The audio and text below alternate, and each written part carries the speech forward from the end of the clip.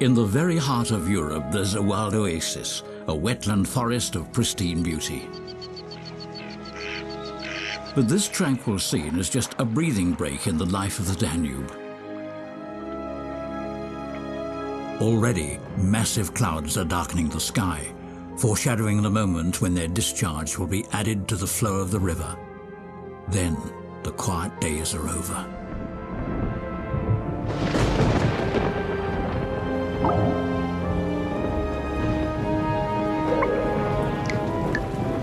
The everlasting cycle of water is once again set in motion. Remnants of previous floods, megatons of driftwood, rise from the mud. Once the main river spills beyond its banks, everything begins to move. On the water, in the water, underwater. Even on the water's edge. The flood is a primeval force. Nothing will stop it. You escape or you die.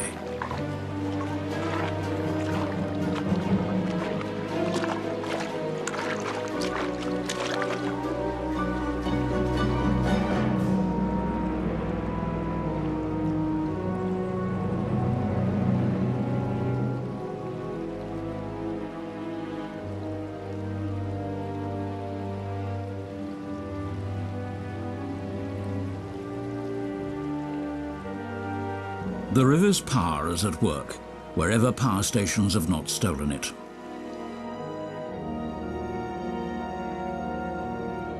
It's a power that will destroy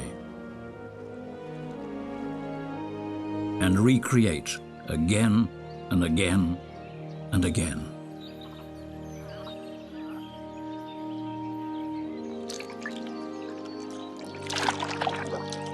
The Danube's floodplains are an extremely dynamic habitat, perpetually changing, like any natural riverscape.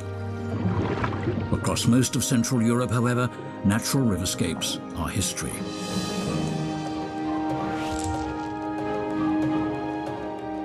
As long as this last wild remnant of Austria's wetlands remains untamed, it will harbour ever-changing secrets. The secrets of the flooded forest.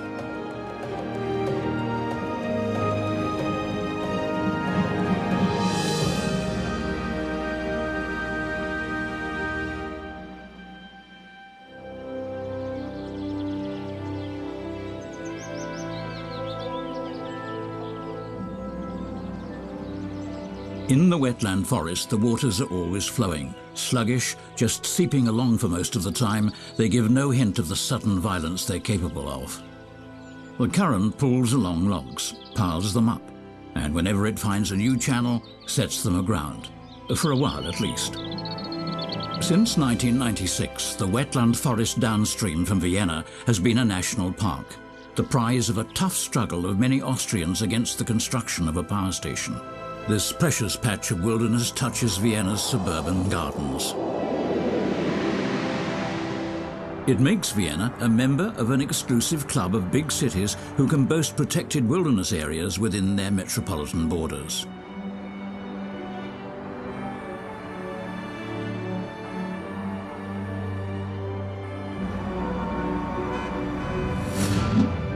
In the urban area, the Danube is diked and dammed up, like almost anywhere along its course through Austria.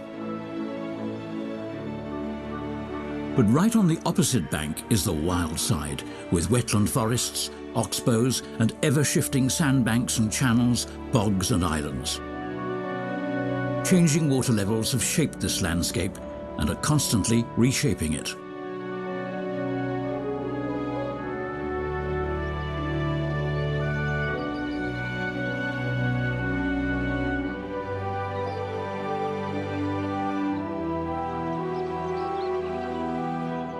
The protected area along the Danube covers 10,000 hectares. Almost 1/3 of that is metropolitan land.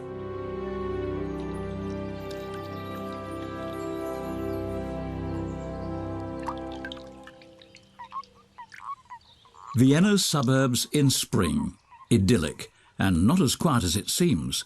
There's more life out here than in the city.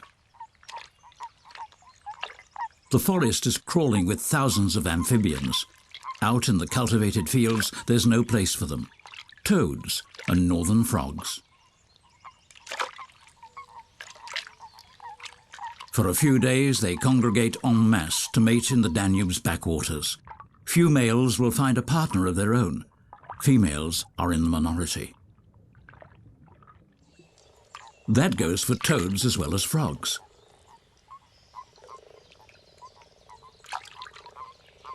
Toads are quite different from frogs. They have warts on their skins and vertical pupils. But love makes blind, especially when you have to be quick to grab a partner.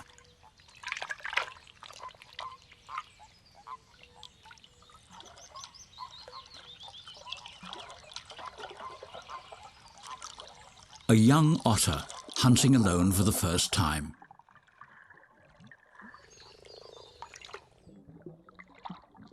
Adult otters will avoid toads, they just hunt frogs, but you have to know the difference.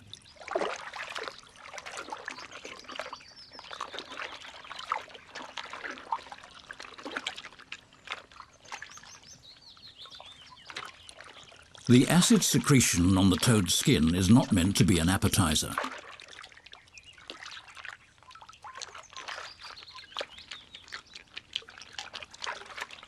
But the otter needs another lesson.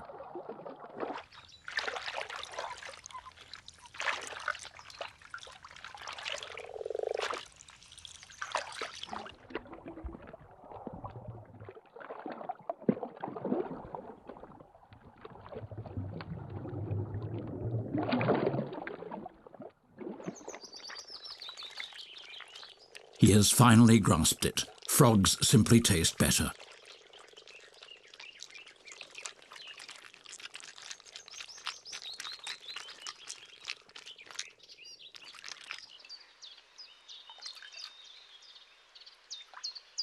No other wetland inhabitant had been eradicated from Central Europe as radically as the European pond turtle. Once every wetland forest was full of them. But where do you find wetland forests these days? Central Europe's only member of the turtle family need quiet bodies of water with lush vegetation. These are its hunting grounds. Nearby, they need dry, hot areas like old sandbanks where they can bury their eggs. This is a rare combination, even around here.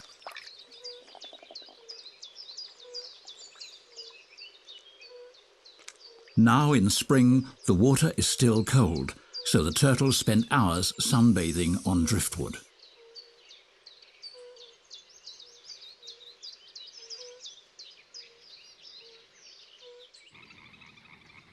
A shallow oxbow with banks protected by dense undergrowth is an ideal nesting site for little grebes and coots. Soon the reeds will be high. Then the floating nest will be practically invisible. The grebes try to keep a low profile in contrast to their loud neighbours, the coots.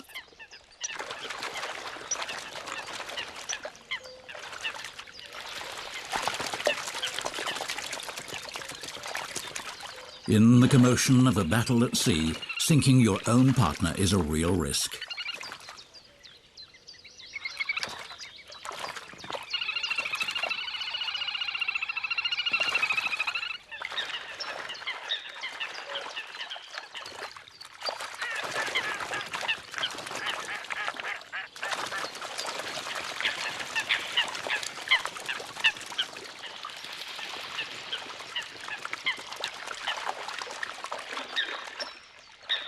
More than 100 bird species crowd into Austria's last big wetland forest to breed.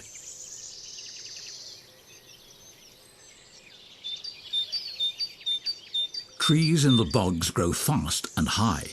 Black poplars, a rare species elsewhere, stand up to 35 meters tall. They grow in the company of white poplars and white willows.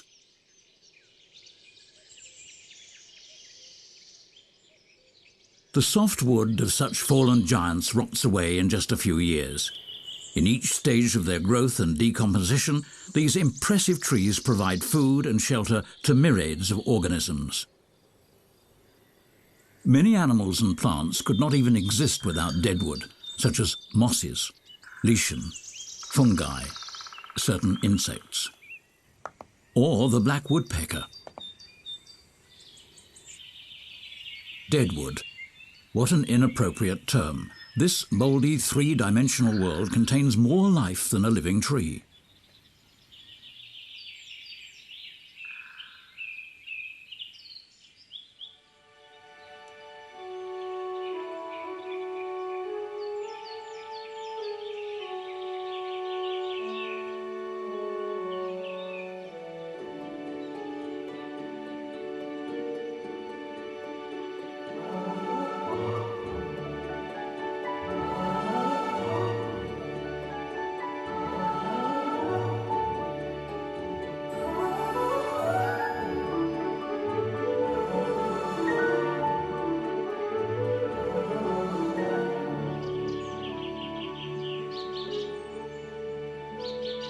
Since the Danube's floodplain has been declared a national park, the forest is allowed to grow practically without human interference. The management only intervenes in order to promote indigenous tree species.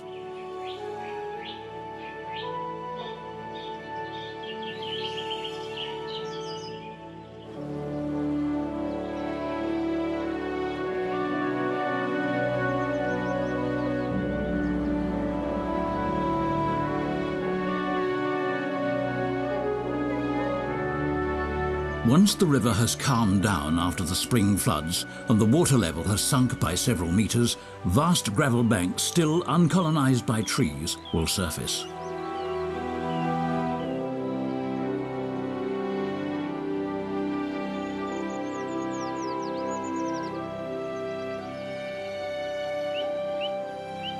Rough gravel like that is good enough for willows and poplars, and for a special guest.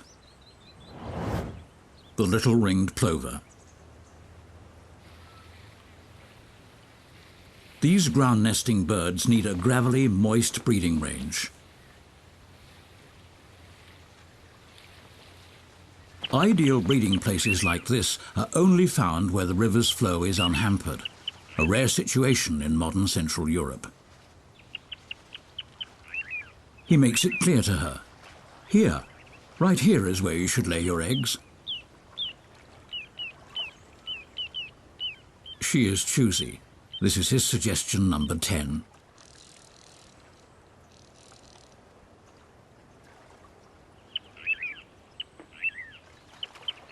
Yes, here. That's right.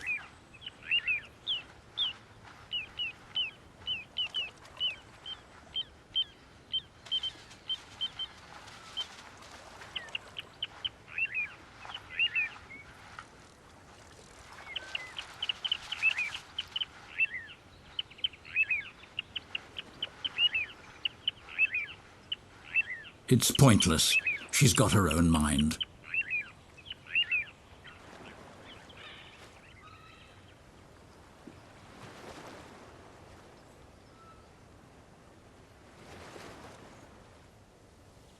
The Danube is really a mountain river with a decline of 40 centimeters per kilometer and a current of up to 3 meters per second. The snow melt in the Alps and storm fronts can cause the river to swell at any time around the year. Apart from the Wachau Valley, this is the Danube's last stretch without a hydroelectric dam. So its bed is free of sand and silt. In the gravelly river bottom, myriads of water insects and other organisms thrive, feeding a great variety of fishes. Vimberbreams and barbels, their bodies, their behavior, and their habitat are shaped by the current.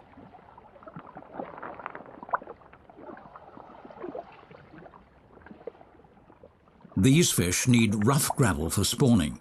Their offspring can only survive in the hollows and cavities between rounded rocks.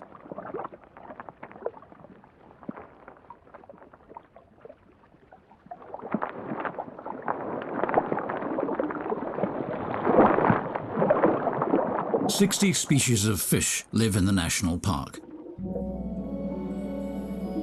This astonishing diversity is a result of the diverse and ever-changing currents. The deep, sluggish waters of Oxbows are the home of giant catfish. In the shallow water of Oxbows, a profusion of water lilies and yellow pond lilies grows from the sand, sheltering swarms of fry.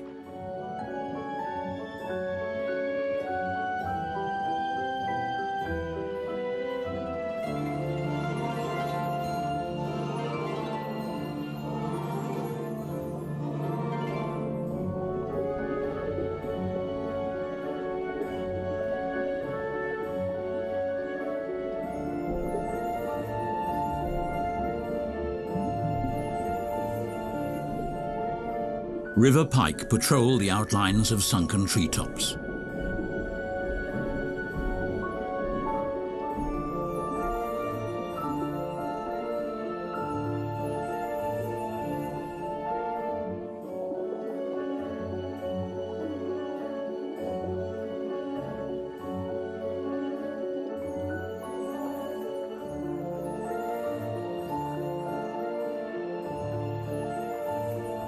This spacious, silent, dark world below the water lilies remains hidden from view, sealed up by the sky's bright reflection.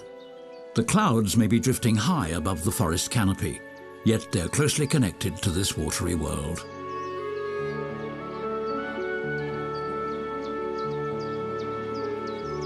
The giant trees of the floodplain, the diversity of water bodies and of fishes, and the protection enjoyed by the park's inhabitants has invited a homecomer, a one-time native who had gone extinct.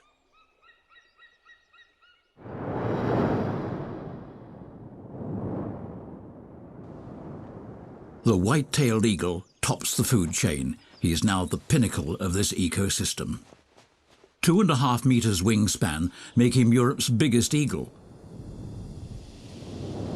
White-tailed eagles mostly hunt waterfowl and fish.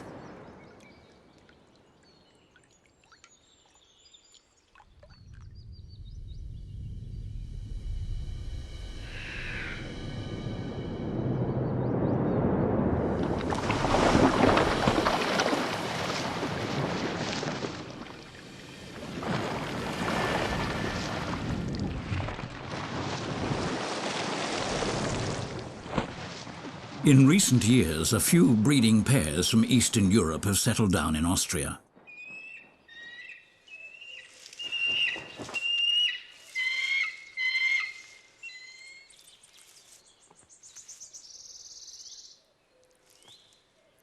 The fact that they have stayed proves that the Danube's floodplains are truly regaining their natural state.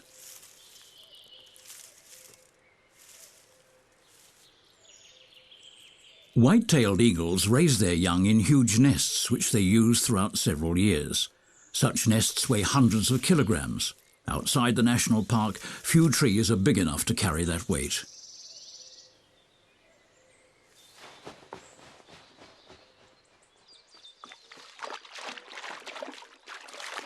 Meanwhile, the young otter has learnt to fish.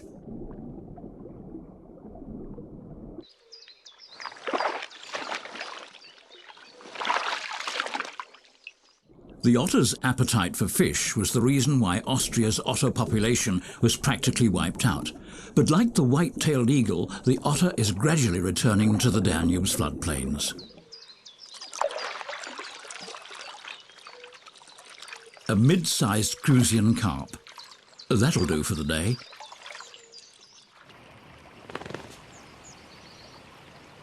The kingfisher depends on small fish and, like the little ringed plover, on a natural riverscape.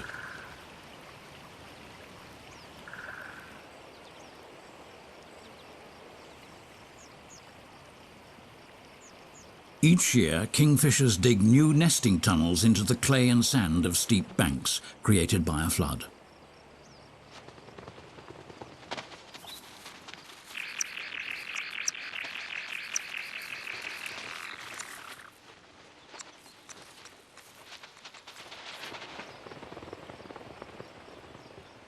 Driftwood serves as a vantage point from where the birds can dive deep into the water.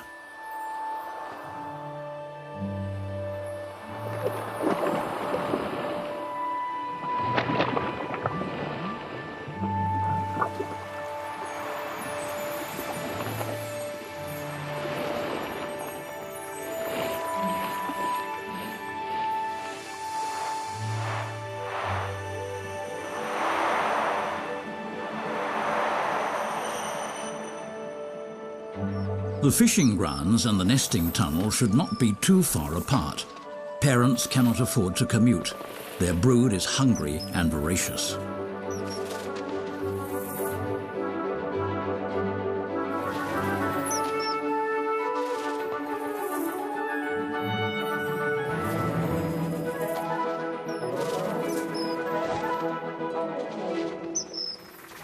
A pair of kingfishers can raise up to 4 broods a year, as it often must when floods destroy their tunnels. The fate of the young birds depends both on the river below and the flow of clouds above them. A massive rain front pushes against the northern slope of the Alps. The clouds will lose their freight across a vast catchment area, and all the runoff will end up in the Danube.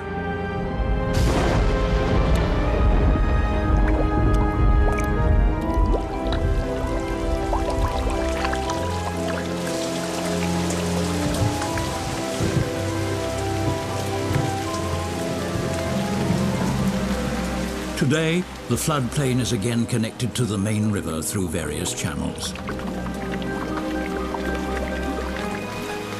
Dams, dikes and embankments that have cut off the river from its floodplain in many places have been removed in the national park area. A few days of rain upstream and the water level will rise up to 5 meters, very suddenly, within just a few hours.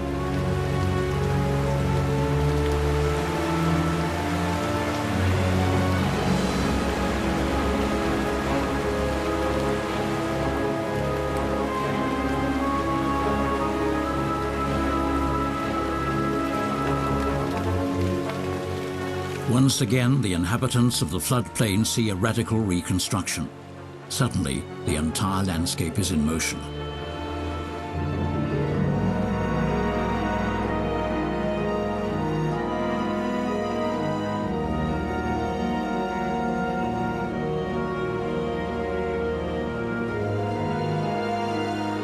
It's a truly dynamic habitat. Even the floodplain snails seem quite dynamic.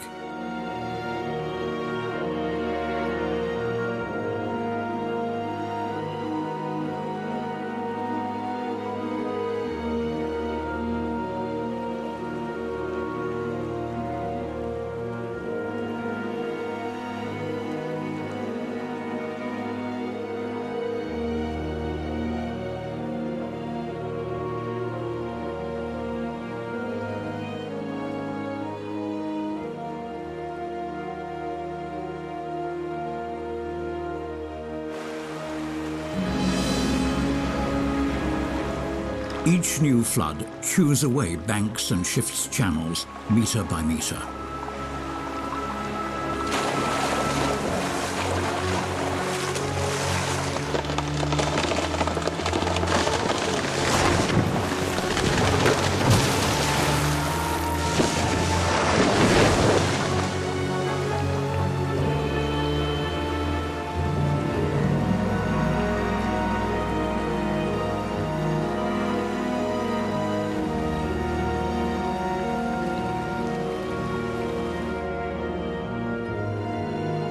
The width of the river is now too great to be really grasped, even from the air.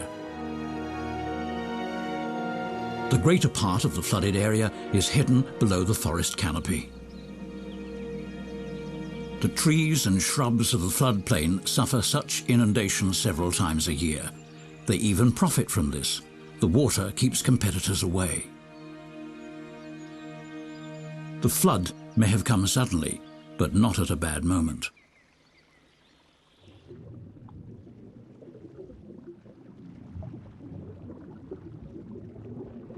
In fact, some inhabitants of the floodplain have been actually waiting for it. They need a flood to reproduce. Flooded meadows are their spawning grounds.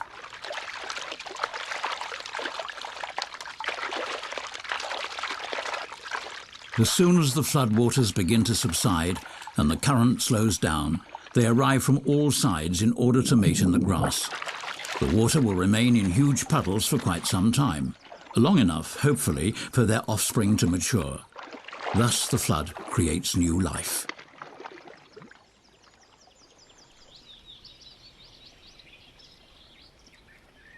The carp can only enter and leave the meadows when the water level is high enough. The time window they have to mate is just a few days, and it depends on the weather. In dry years, the carp cannot mate.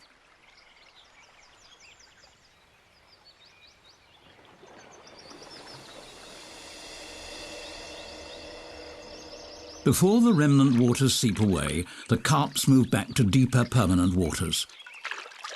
Missing the right moment means being cornered.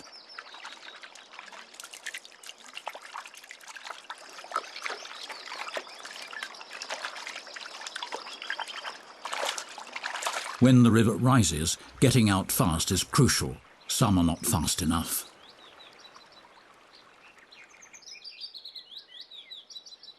Red deer are powerful swimmers, but currents can be so violent that they stand no chance.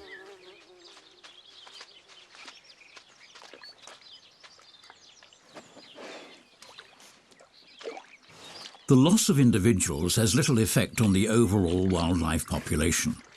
And for a wild boar mother raising 5 or 6 youngsters, a flood victim can be a real bonus.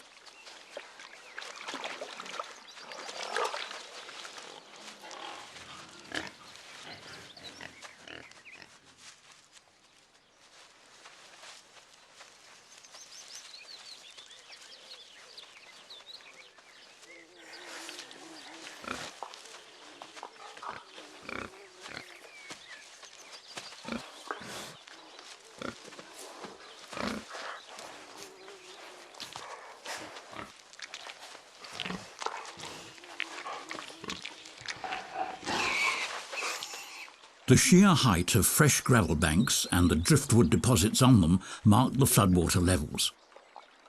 Between floods, one can take a stroll along the riverbed.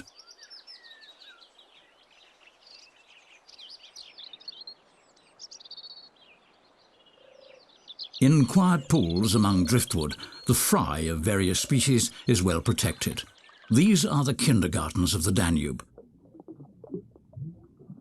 But when the rains fail for a few weeks, these ponds can dry out and become a deadly trap for millions of young fish.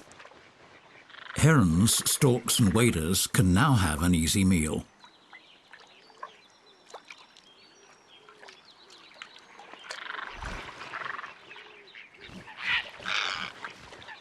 Regulated rivers cannot offer such feasts of fish, amphibians and water insects, whatever a bird may want.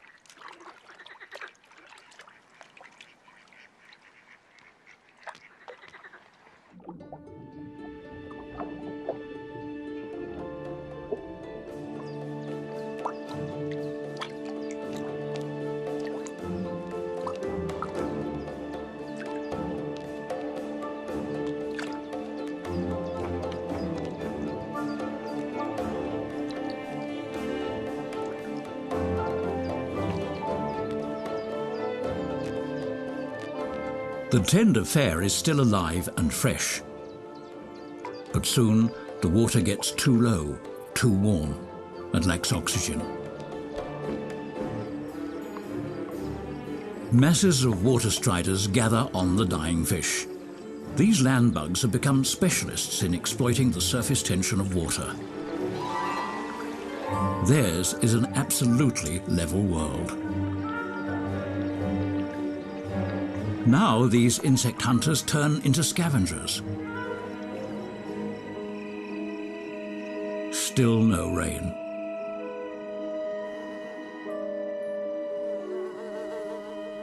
One or 2 weeks after the flood, the pools are dry.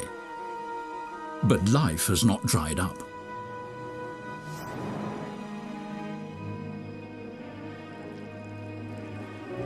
Meat flies have laid their eggs on the carcasses. Up to 1,000 eggs per fly, all in a single day.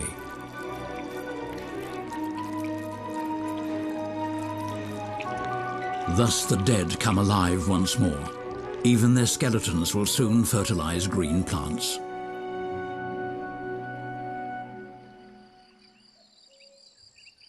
The floodplain forest is cool, humid, lush. But less than 200 steps from the river bank, the air is dry and clear. the land reminiscent of a steppe.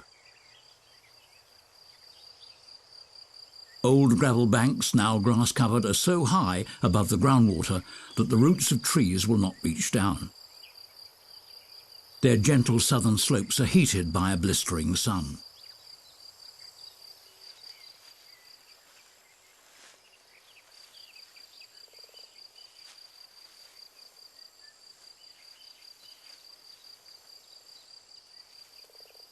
This is the ideal microclimate for pond turtles to deposit their eggs, the very opposite of the climate in the turtle's immediate habitat.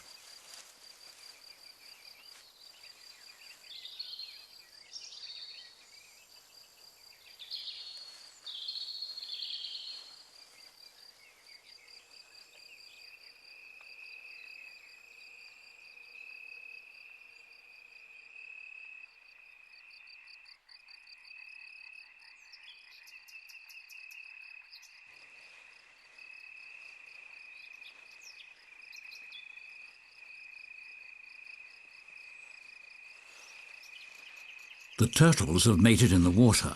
Now the females dig palm-sized pits into the dry slopes and deposit about 10 eggs.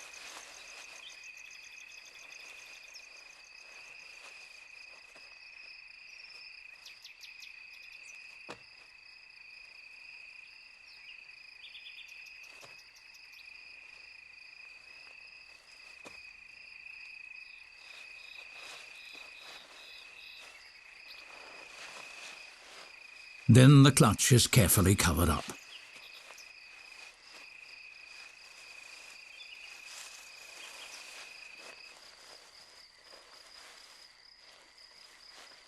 The young turtles will hatch in autumn, and some will leave immediately for the water. Others will spend the winter in their pits.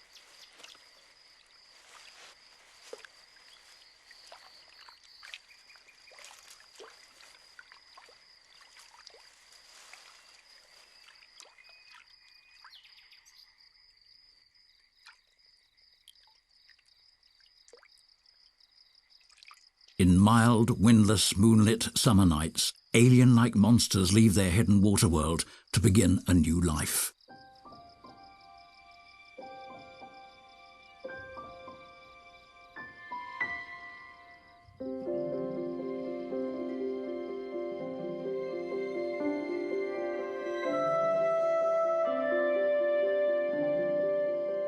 They have spent 2 or 3 years in the water. Now they hatch from their larval skins. Dragonflies, thousands of them belonging to various species.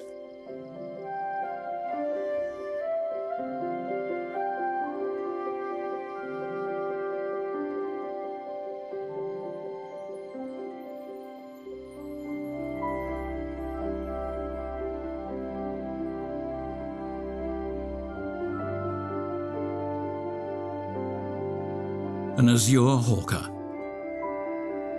Within a few hours, dragonflies turn into masters of flight.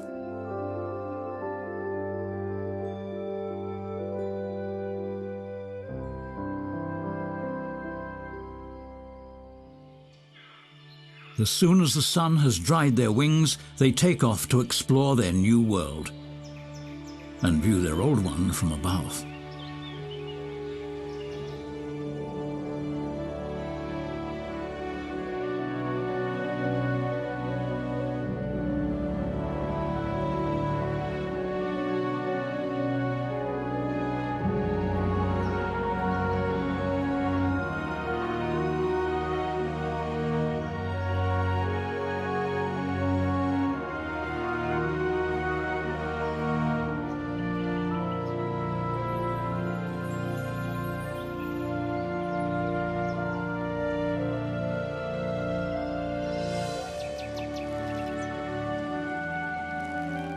Just a few days later, they are sexually mature and mate.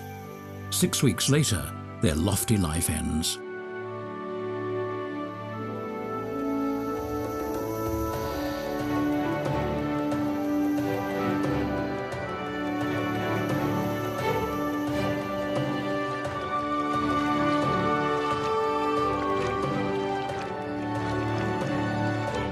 During these summer days, billions of other water insects also rise to the surface and leave the water. Caddisflies, stoneflies, mayflies, and mosquitoes.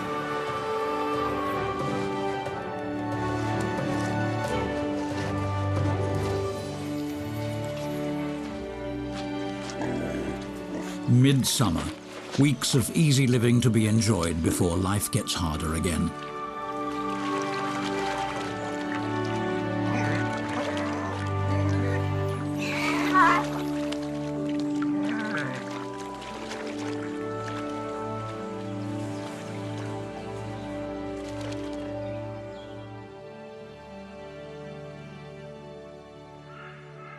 Morning mists on the waters are the first hint of summer drawing to its end.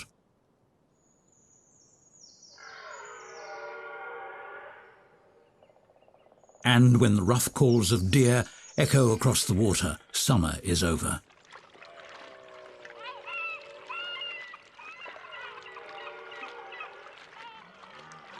Their rut sets in around mid-August, earlier than in the Alps.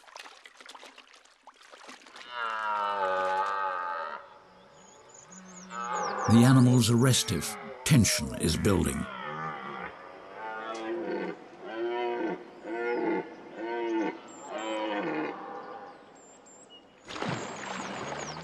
The stags round up their harems.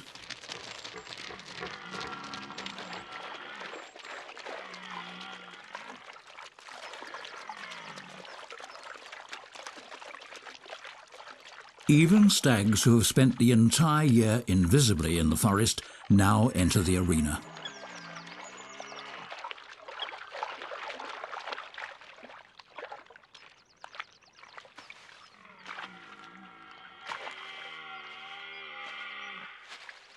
The strongest stags are powered up, ready for battle.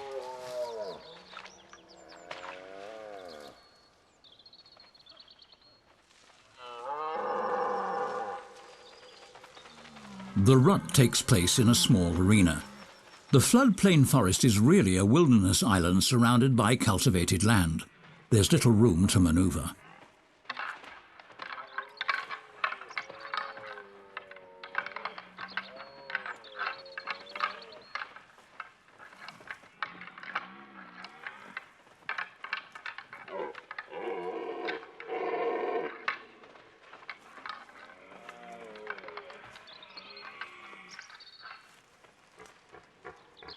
For 4 weeks, the stags give all they have.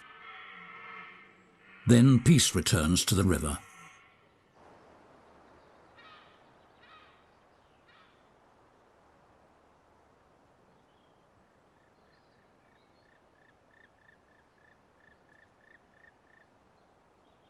Autumn.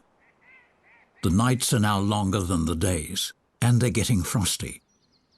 In the mornings, thin ice lies on the water and silence on the land. Both can be shattered in an instant.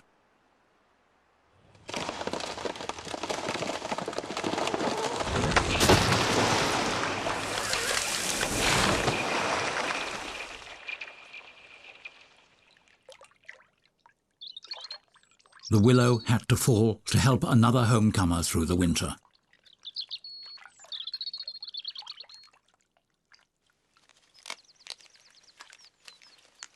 First, the beaver gets his fill, feasting on the tender new buds of the treetop.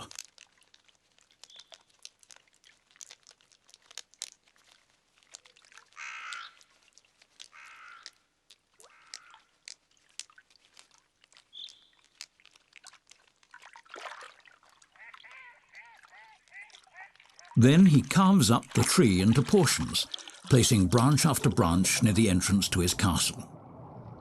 Underwater, the branches will stay fresh.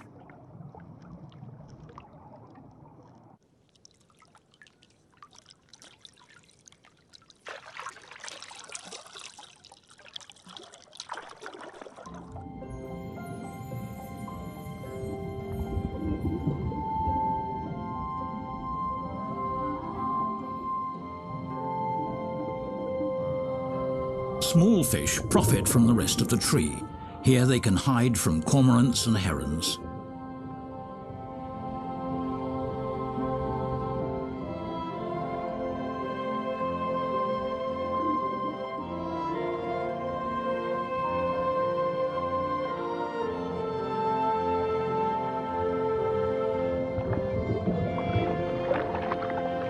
There's no need for beavers to build dams along the Danube. There are plenty of ponds and lakes of sufficient size and depth.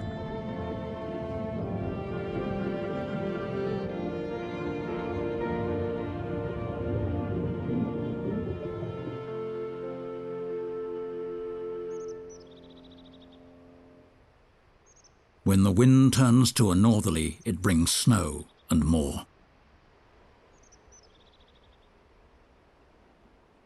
With the north wind, the Danube's winter guests arrive.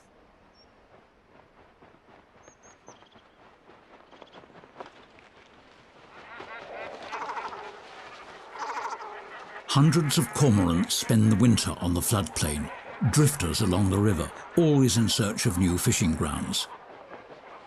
Here they always find food until the ice cuts them off from the backwaters.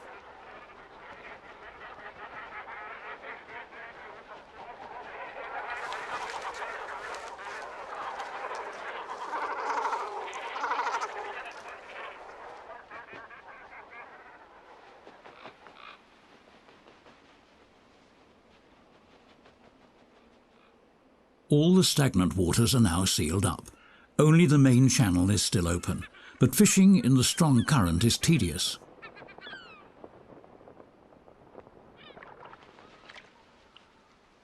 Herring gulls also travel far. A few weeks ago they may have been on the North Sea or the Baltic coast.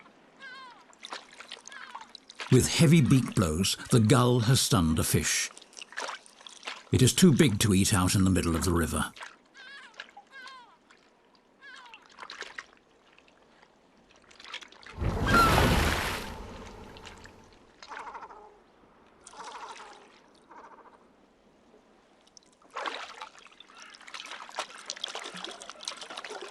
The cormorant has a solution, and he loses no time. He knows his kin.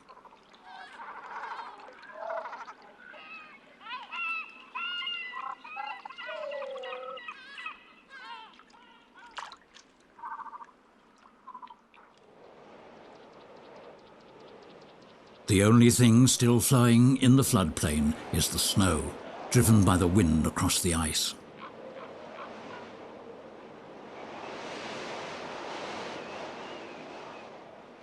On cold, windy days, the beaver stays at home, but beavers are not marmots, they do not hibernate.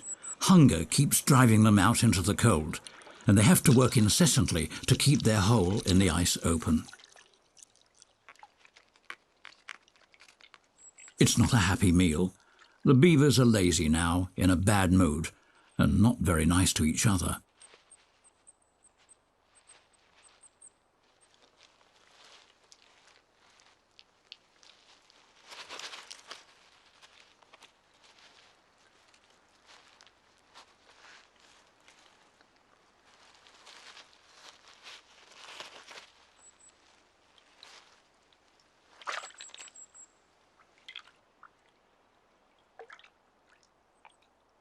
After lunch, they quickly vanish into the burrow, into their beds.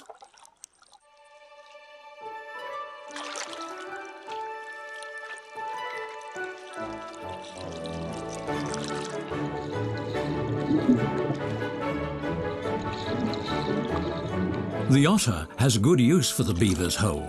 Winter doesn't slow him down in the least.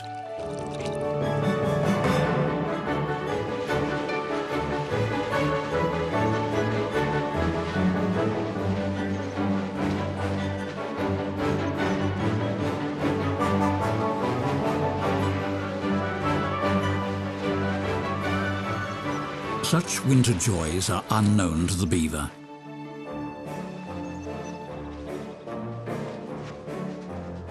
Quite obviously, this is not the beaver's favourite season.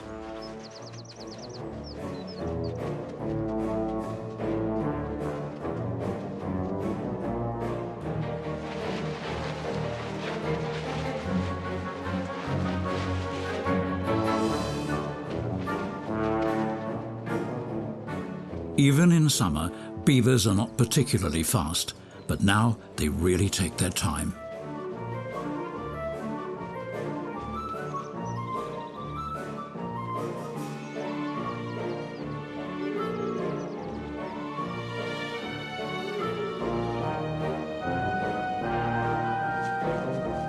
Peevishness and pure joy simply don't see eye to eye. These two won't make good playmates.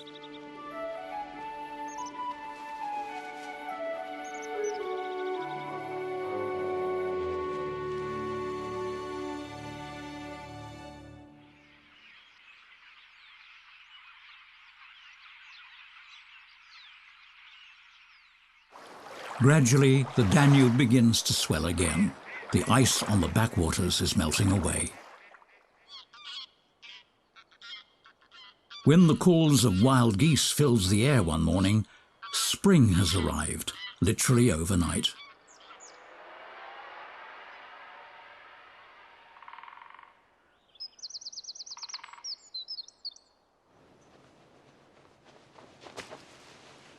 The white-tailed eagles have not left their territory since autumn. In late winter, the female has begun to clean up the nest.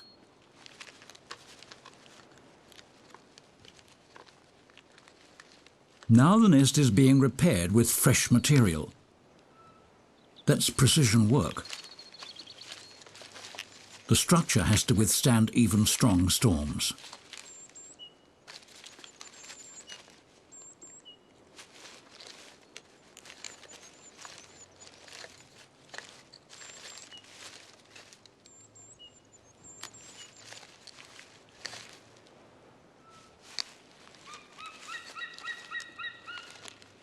Year after year, the pair keep extending the nest.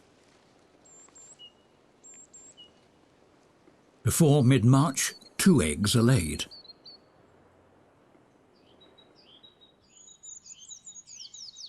On the higher slopes, where the ground is dry, bees now find their first feast, a flowering dogwood bush.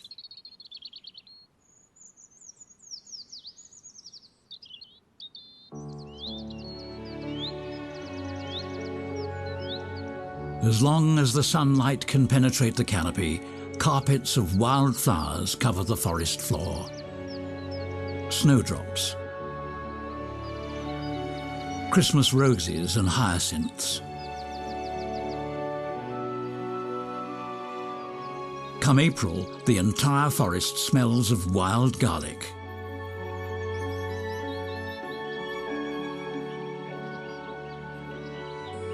In May, orchids shine in the grass along the dry rim of the floodplain.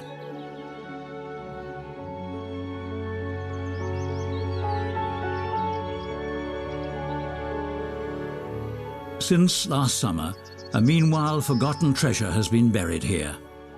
The spring sun will bring it to light.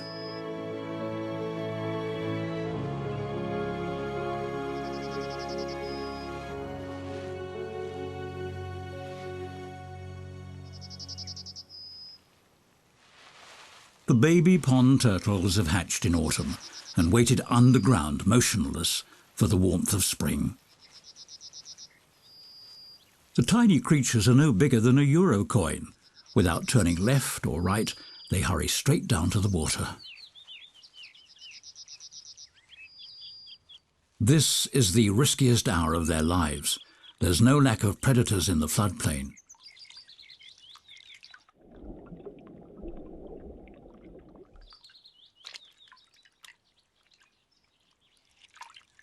Saved. When you're that small, hiding is your only choice.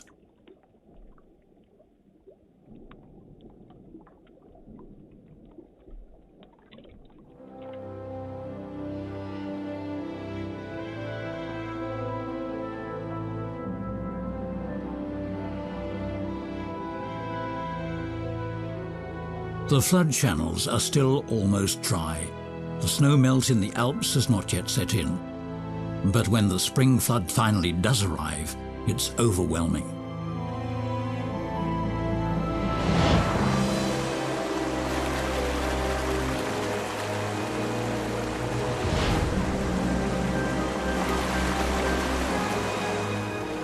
Danube's might can be frightful.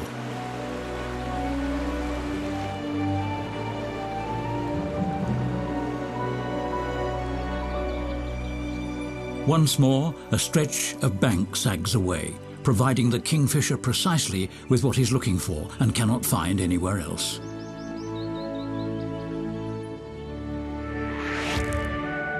Only where the river remains untamed can the unique animals and plants of the floodplain find a place to live.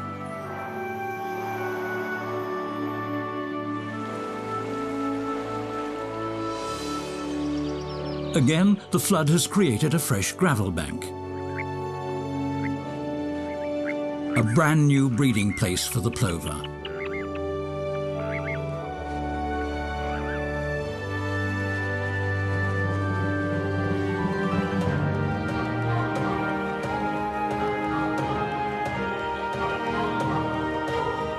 Floods come, floods go, and they come again. That's life. That's a living river. As long as the Danube is allowed to live, the flooded forest will continue to surprise us with new secrets.